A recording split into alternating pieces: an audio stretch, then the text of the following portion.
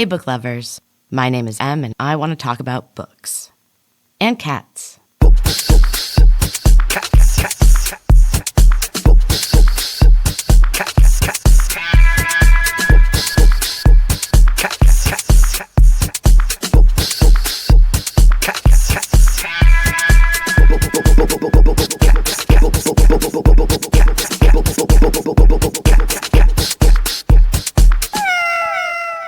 Hey, book lovers, welcome back. I'm Em. I write, I read, I pet kitty cats, all that good stuff.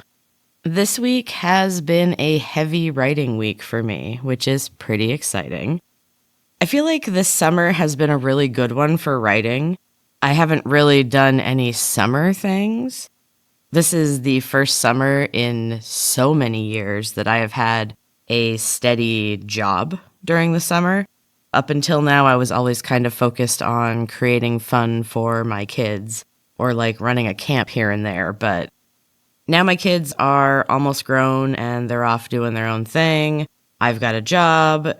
It's good. It's just different, I guess. It has left me with a lot of writing time, and that has been awesome this summer. So, look for a new release or two coming soon. I've also recently had some really amazing things happen podcast-wise. There's going to be more stuff coming soon. I hate to be vague, but I can't really talk about a lot of it right now, but I'm also just super excited. So there are exciting things coming, and I am really enjoying this part of my life. And things seem to just be getting started. So exciting. As for summer stuff, I am bummed that it is August already and I haven't done any summer stuff, but it does mean that it is time for a trip to Maine and to the ocean. We used to go every summer, but we haven't been there since before COVID. It's been quite a while, and I am so looking forward to it. Really, the whole family is. We love the ocean, and for me, it's kind of always been a reset for my soul, and I really just cannot wait. Staying on the theme of summer, let's talk about a fabulous summer read, Bad Tourist by Caro Carver. I've been taking advantage of the audiobook option of Book of the Month lately, and that is how I consumed this book. And I will say this one is a bit of a sleeper at first. It takes a little while to get going, but the end makes it all worth it. This one takes a turn and then it doesn't let up until everything is wrapped up in the end. And it is fabulously done. So it begins as a story of 3 women that are going on a trip to celebrate a divorce. And they're an odd trio. We have Darcy, who is a somewhat uptight mom of 3, who until very recently led the perfect stay-at-home mom life. That has since been shattered by her husband's infidelity, and she's lost a lot of cred with the other moms. It is her divorce that they're celebrating, and she's trying to enjoy herself despite the looming custody battle that her ex sprung on her right before she left. She's also worried about her 12-year-old son, Charlie, who has been refusing to speak to her, and when he does, he says that he hates her. She's got a lot on her mind. Darcy is joined by Camilla, a beautiful Pilates instructor in the prime of her life, who has a long-lasting, though sexually dull marriage that has no real romantic connection. And her daughter is a grown woman, so Camilla is kind of adrift in life. And then there is Kate Miller, who rounds out the trio. She is a self-conscious, agoraphobic ghostwriter who hasn't really left her house or done much of anything in decades. So what has brought these 3 together? What else? A horrible tragedy. Just days before the tragedy of 9/11, there was a brutal slaying of 6 people in a guest house. It was done by the manager, who said he just snapped and blacked out, killing all but one of the guests staying at the house. For some reason, he left one person alive. That person was Kate. Camilla's twin brother and Darcy's first love, Elijah, were among the ones that were slain. Now, years later, these women have met and become friends. They support each other through the trials of life after enduring such a horrible, tragic loss. And they are quick to join Darcy on her divorce celebration. But things don't go smoothly right from the beginning. Kate befriends a young woman named Jade who is on her honeymoon, but also sporting a nasty black eye. Her new hubby is a massive brute with a distinctive tattoo, and he takes an immediate dislike for the women, especially Darcy. He tries to keep Jade from spending time with them, but he may also have some more sinister things planned. This book was an interesting one because it did start out pretty slow.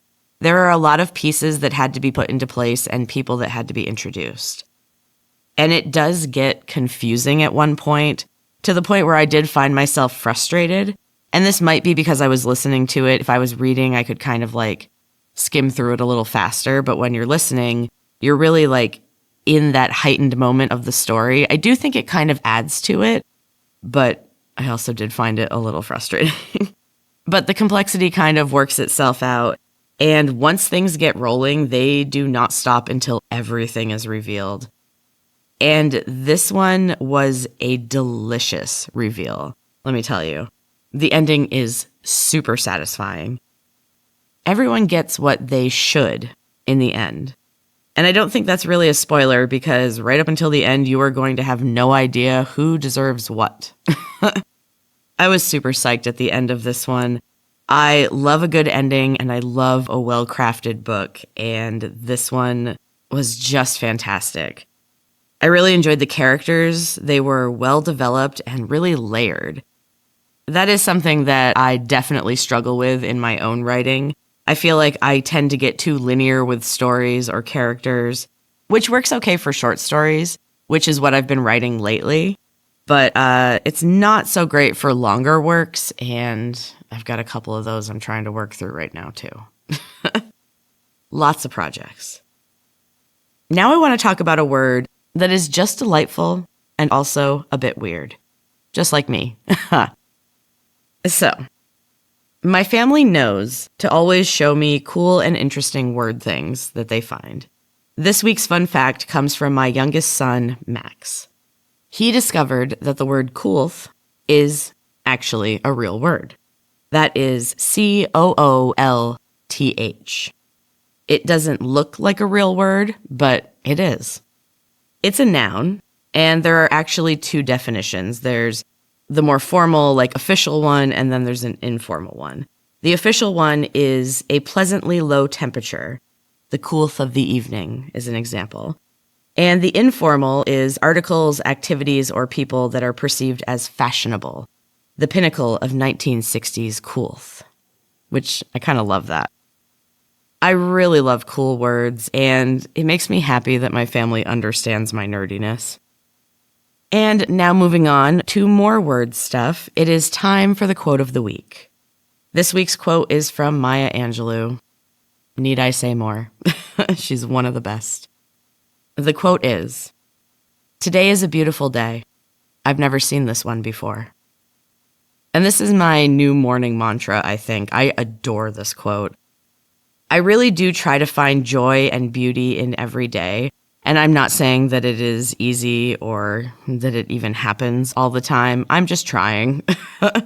And I do think that I'm going to add this to my mornings. It really is like a perfect quote to start the day. I guess that is the end of this episode, book lovers. I am going to go figure out what books I need to bring on vacation. Reading by the ocean is one of my absolute favorite things. It's probably second only to reading by a campfire, because that might be my all-time favorite. But I also need to be realistic about the fact that we're not going to be there that long, and I also want to swim and, just kind of rest and relax. So I need to be realistic about how much time I'm going to have and how many books I actually need. I tend to always bring way too many. I bring way too much stuff always. This year, I'm really trying to go minimalist. I think I'm going to do one ebook, one audiobook, and one, physical book.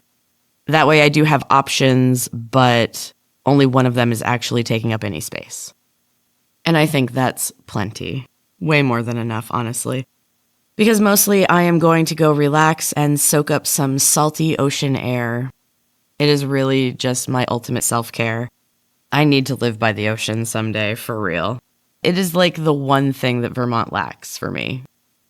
We are landlocked. Anyway, I hope you have a beautiful week, book lovers. Read something relaxing and just take some time for yourself. And until next time, keep reading.